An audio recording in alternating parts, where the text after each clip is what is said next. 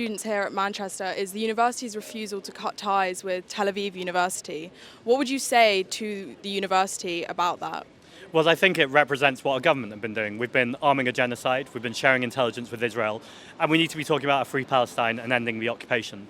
That starts with the government, but also the decisions that our shops and our universities make are really, really important. Ultimately, this is a decision for the student body to make alongside the university, so whilst you can guess where my values are aligned with, I also think it's important that politicians don't parachute themselves in and demand what students should be doing. But I am really proud of the students who are organising, who are saying we are not going to be silenced, and actually there is a completely moral argument to be made here and an economic and humanitarian argument to be made here. I think the students are making that argument well.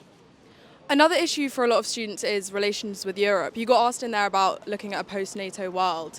How would you, if in power, create closer relationships with Europe that make travel and access to Europe easier for students?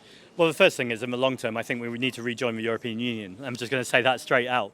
I don't think we're at this place yet, but I think it's important we think about a longer term version so people your age and students can have the same experiences and freedoms I had when I was a student. I think in the meantime, it's about rejoining the customs union. A lot of what they call the tariffs are what's causing huge issues around the cost of living crisis and raising the prices of things. Really pleased to see the Erasmus programme coming back, but actually I think there's more the government could be doing to fund that, to amplify it, and actually I think that's really important for people who are students right now, rebuilding those connections with Europe through creative, music, artistic ways, because actually I think that's a really, really important way of showing solidarity to countries around Europe and also building those networks.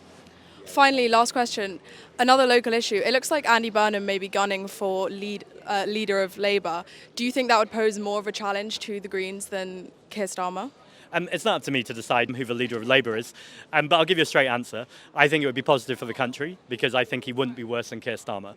And actually, if we had a Labour Party who was moving a little bit more to the left, I think that would be good for all of us, including students.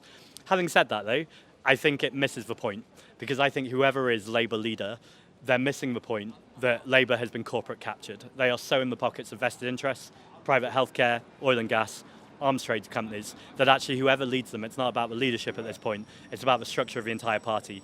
And so that would be a pitch to join the Green Party, where our only vested interests are people on the planet. We're one member, one vote, and we're not in hock to who pays us. We're in hock to our membership and the communities we seek to represent. In response to these comments, a university spokesperson stated that the relationship with Tel Aviv University covers open academic research collaboration in all three of the university's faculties.